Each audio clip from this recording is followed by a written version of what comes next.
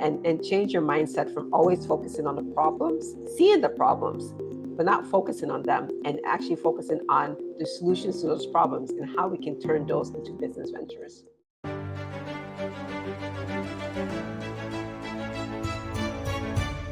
Leaders Talk, Season 2. Hello, everybody. Hello and welcome. Welcome back. It's your favorite time of the week. It's my favorite time of the week. Guess what? It's time for Leaders Talk. I am here again, your host, Andrew Dupe, Head of Communications here at Leaders Brands. And today I have as my guest, Adeolu Adewumi-Zer. And I got her name right. We worked on that before we even got here. Adeolu has been a global strategist and champion of African excellence for over 25 years. And as the founder of Zer Consulting Africa, she empowers leaders and businesses across the continent to achieve sustainable growth and impact. Having spearheaded strategic initiatives across Africa before leading a major financial institution in Nigeria, Adeolu has earned numerous accolades for her insights and unwavering commitment to excellence. A mother of two global Africans, her Afro-Optimism extends beyond business, and she advocates for financial inclusion, gender equality, and quality education. She is also the author of Afro-Optimism Unleashed, Scaling African Excellence to the Global Stage, and she's here to talk about that book with us today. Adeolu, welcome. Thank you so much for being here. This is going to be great because we've actually had another episode about essentially African development and development of Africa. It's going to be, we're going to put it right with you. So this is a really good opportunity to have some deep dive for our audience about some things that maybe they perhaps don't really know about. So, you know, with your CV there in mind, kind of introduce yourself to your audience and let us know exactly what you do. Thank you, Andy, and it's really great to be here. Always have a special spot in my heart for the US where I grew up, even though myself, I'm based right now in Lagos, Nigeria. And the first thing I tell folks when they meet me, if they haven't met me before, is that I call myself an Afro-optimist. And so the name of my book was not an accident, Afro-Optimism Unleashed, because Afro-optimism has been a part of my brand for a number of years now. And a passion for Africa has been in my DNA from the beginning. So I grew up in the US. I was born in Nigeria, grew up in the US, grew up in rural town, Pennsylvania. If anyone who's familiar with Penn State, my dad was a professor at Penn State, and I'm a Penn State alum. And started my career in the US. So I worked in the US for 8 years before leaving in 2008. So it's already been 17 years. I mean, time flies. I started out as a consultant, moved over to Europe as a consultant, and then joined one of our biggest clients, or our biggest client at the time, which is Allianz, which is a Germany-based financial services powerhouse, and stayed with them for another decade in 4 different countries. So starting out in Munich, Germany, in their head office, being asked to go to Istanbul for a couple of years, going back to Germany, and then finally landing back in my home continent, then based in Nairobi, running mergers and acquisitions for Allianz out of Nairobi, and then finally coming back during COVID to Lagos, to Nigeria. I was a COVID CEO, ran Allianz in Nigeria for 2 years before going out on my own. Excellent. Well, that's me in a nutshell. Well, what I'm interested in, tell me a little bit about the concept of Afro-optimism, just to kind of give our audience an idea of exactly, what you're all about.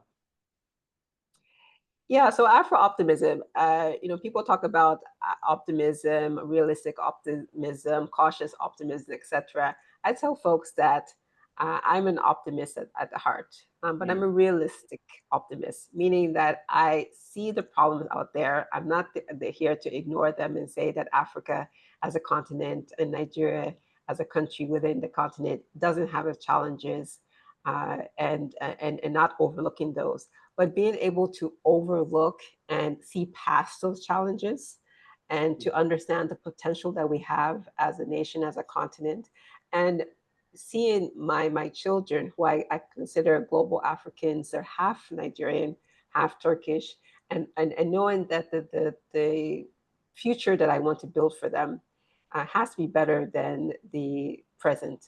And so what can I do to build that future for them? Yeah. I think what a lot of people don't really understand about Africa is how much untapped resources, power, it exists within the continent that could enrich it with the proper investment and with the proper backing. So, yeah, tell us a little bit. I mean, about that is, what do you see as the future of the continent with the ability to actually engage in optimism and get past some of the stereotypes that maybe the West is holding against it? Yeah, I think that's a great question, uh, which I get asked even by Africans themselves. So Right. when people understand that I've grown up where they hear my accent and they hear clearly that I've grown up outside, and so they're always curious and questioning you, why would you come back? You have a U.S. passport, you worked in Europe, and for some reason you thought that this was the place to be. And sometimes when you're too close to something, it's hard to see what's right in front of your nose. But there's a reason that foreigners come, and there are a lot of foreigners who are based in Nigeria, based across the continent, and have no desire to leave, and are thriving in this environment. And so why are these folks thriving? Because they're able to see beyond the maybe the poverty that's right around the corner, or the lack of infrastructure, or the fact that lights keep powering, and we need generators to bring in power, and able to see those challenges as a potential for solutions. And wherever there's a potential for a solution, there's potential for business. And when Right. there's potential for business, there's a potential to make money. And we love money.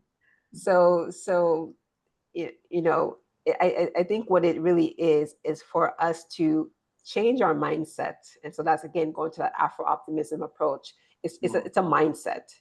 And change your mindset from always focusing on the problems, seeing the problems, but not focusing on them, and actually focusing on the solutions to those problems and how we can turn those into business ventures. Right. Yeah, and that tends to be a problem. There's a lot of pessimism in Africa, and again, I've been talking quite a bit to other authors who have been writing on Africa, and that's something that they continually mention is that in Africa itself, there isn't the idea of we have a bright future. There isn't the idea of, we're ever going to be able to do anything to advance beyond the position that we're in because they're isolated. They're isolated, and stereotypes have been built and built and built against them that in which a lot of Western people don't want to invest, even though there's a lot of opportunity. So how do we break that? I mean, what's the path that we take to actually be able to get practical solutions to begin to move Africa more into self-sustainability? For me, it's three things. I'm a professor's daughter, so it's going to come down to education. Yeah, And really changing the educational systems and educating people in the right way, which is a global problem actually in today's it world. is How do we absolutely. change and shift our educational systems for the future? Hmm. And then the second thing is leadership. Leadership starts at the top, and by the top I don't mean politicians and presidents and political systems. Yes, they have a huge influence on the economy and the future of the direction of the world, and we see that more and more every day. But let's set politics and the government aside. And what are business leaders? What are community leaders? What are we as individuals, family leaders, doing to build a better future and to make that change, right? The change starts with us. And then thirdly, I'll go to business. I'm a firm capitalist, although I believe with profit with purpose. Right. So, really looking at, not pure capitalism, but how business for good, and how can we use capitalism for the benefit of our societies and benefit of our communities. So education, leadership, and business, that's how we will shift the narrative.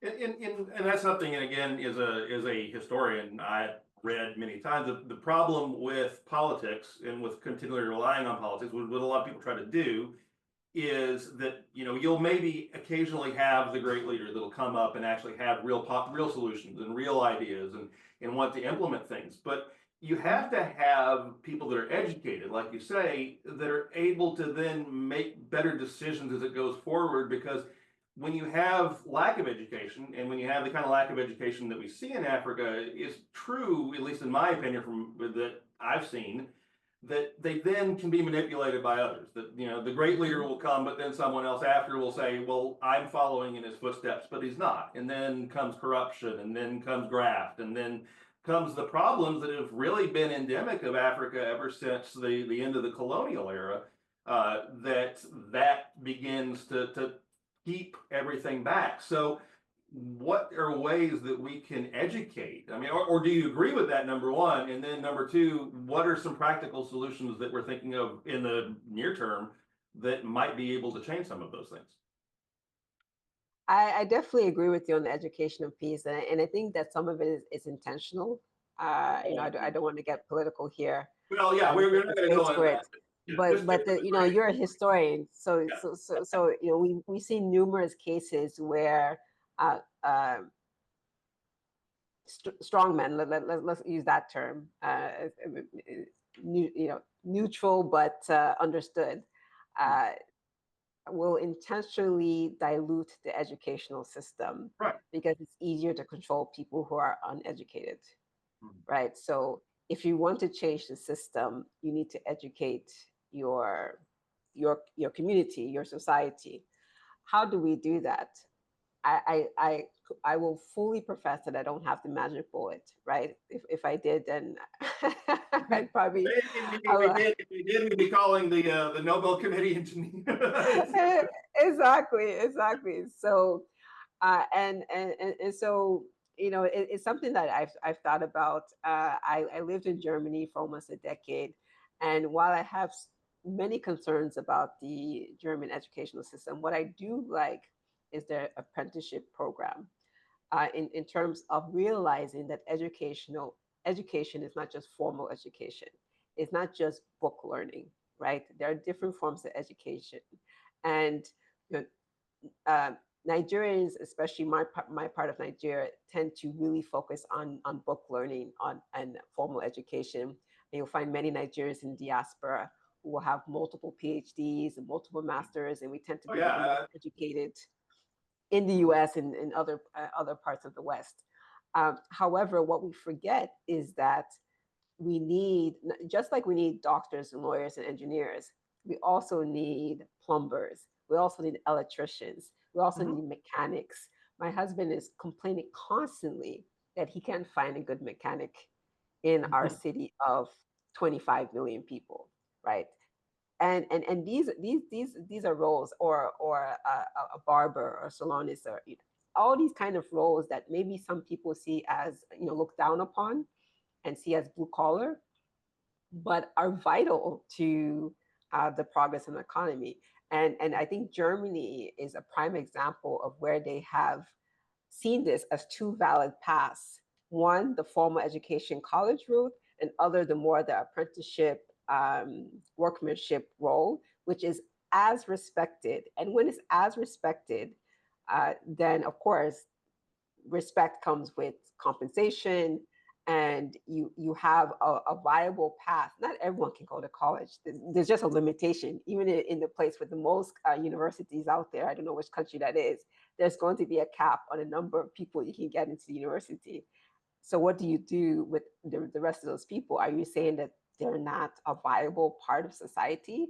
They're very much so, because we need all these different people. And actually, you'll find in a down economy, it's actually those kind of professions that do the best. Because Always. as a woman, as little money as I have, I will get my hair done. And you see that everywhere. So Right. the salon will always be in business.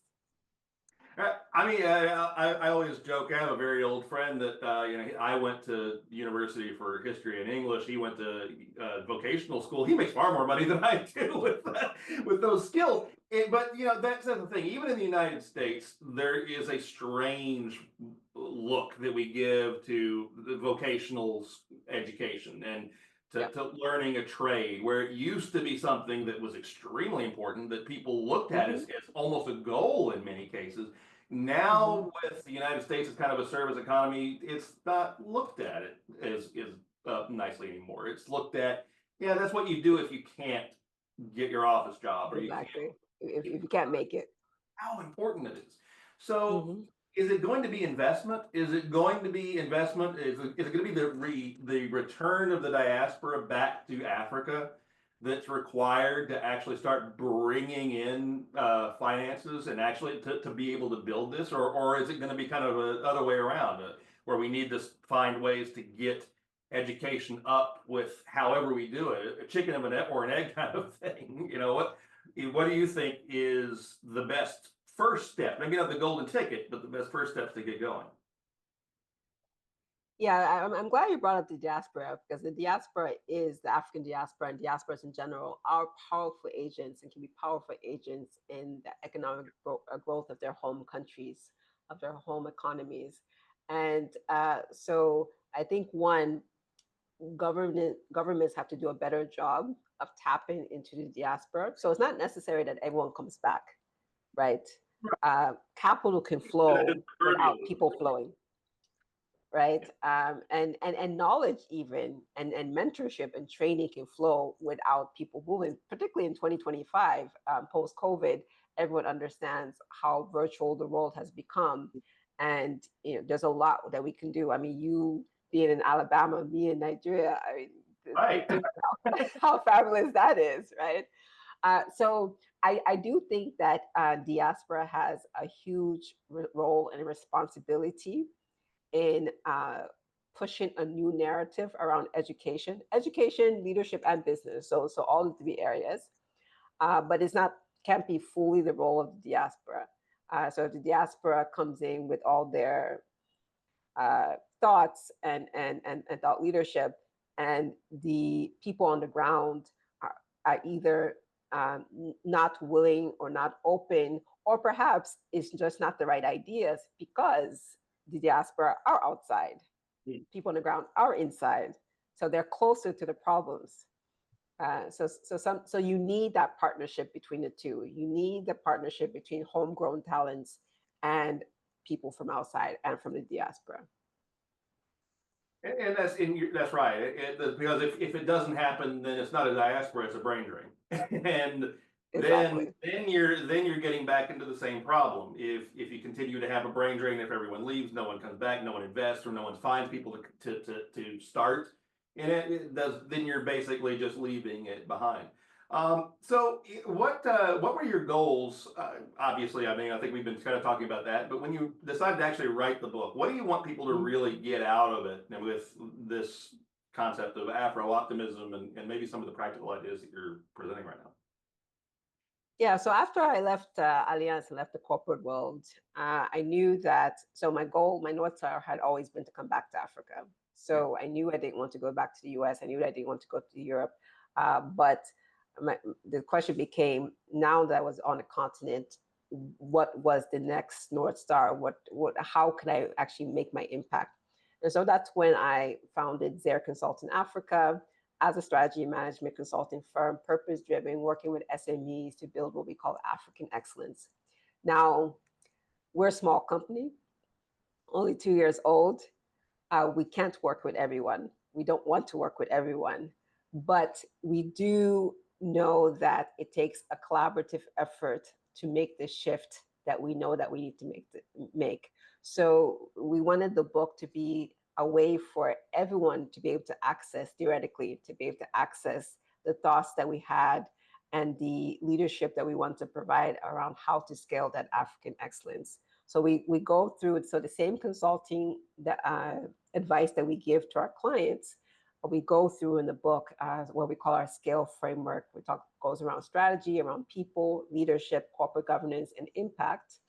And so we spell that all out in the book. Even put different templates. We give case studies, etc. And really, someone could just take the book and theoretically implement it themselves of course, always welcome for them to come to Zer Consulting Africa to support with the implementation. But in theory, you could just order the book from Amazon or from your local bookshop and then implement those ideas. Yeah. And I'll tell you, for a small company, your footprint is getting very large, and we're seeing Afro-Optimism Unleashed being mentioned in multiple places, so it's getting some traction. Definitely Google's paid attention. So I mean, that's a really good first step then, to actually get that into their hands so they can learn a little bit more about you and then perhaps engage with you and begin to actually work towards the future that you're talking about. Exactly. We even include, so that we have a self-assessment tool that we offer to our clients and offer actually to the ecosystem. We include a link to that in the book as well. When we have bi-weekly master classes where, as a benefit of attending, you actually receive a link to the PDF of the book. So we're not trying to sort of ring fence this knowledge. We want the knowledge to be out there. We want everyone to succeed. We can only succeed and together and shift Africa together. Right. And hey, we talked about what would the first steps be. Maybe this is the first step. maybe that Nobel Prize Commission will be talking in a few decades. But so as we kind of wrap up here, is there anything we've left out that you kind of want the audience to take away? Maybe just a golden nugget, or just something that you want them to know that maybe they just don't think about?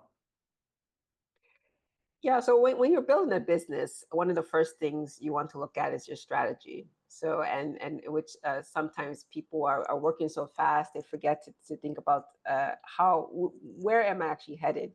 And an example that I like to use, and I don't recall if I put in the book, is Alice in Wonderland. It was Carol's Alice in Wonderland, which was a very beloved book when I was growing up. I hope it still is. And there's it is, don't worry. Okay. And there's a moment in there where Alice meets Cheshire the Cat, who is an infamous character in the book. And she's at a junction and she asked Cheshire the Cat which way should she go. And Cheshire the Cat asked Alice, well, where are you headed? And Alice says, well, it doesn't really matter. And so Cheshire asks her, well, if you don't know where you're headed, it doesn't really matter which way you go. And so that's what I want to leave with our listeners and our viewers, is that understanding where you're headed is a critical first step in building a scalable business. Because if you don't know where you're headed, you don't know whether you're going in the right direction. And that applies not just to business, but also to career as well. I think it's a wonderful note to leave everybody with. And yeah, Cheshire the Cat, my cat approves too. Nobody can see it, but she gives her approval. She gives her approval on that one. So Adeolu, how can our audience find out a little bit more about you? So I'm very active on social media, particularly LinkedIn. So just search my name on LinkedIn, Adeolu Adewumi-Zer. You'll find me there. Zer Consulting Africa as well. Also, you can find us at zerconsulting.com. Instagram, YouTube at Zer Consult, and of course Amazon. You can find my book Afro-Optimism Unleashed and find me that way. Fantastic. And ladies and gentlemen, as always, those links are down below. Adeolu, this was great. I think we could have gone on for longer. I know I always say that. My audience is probably tired of hearing about it, but it's true. So yeah, if you're up for it, maybe we'll have you back on in a few months and see how things have gone from here. That would be excellent. Thank you, Andy. Great. And we love having you.